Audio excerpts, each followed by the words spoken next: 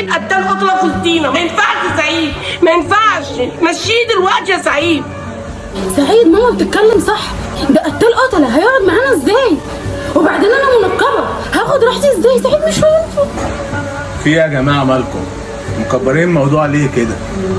ده هما يومين اتنين بس اللي هيقعدوا، بعدين انا واثق في اخلاق صاحبي، بعدين كلمتي انا هي اللي هتمشي في البيت ده. طيب يلا بالهنا والشفا، او حاجه بسيطه كده. طب هتاكل معايا؟ ايوه يا عم هاكل معاك. معلش بقى سعيد، انا تعبك معاه ومتقل عليك بس.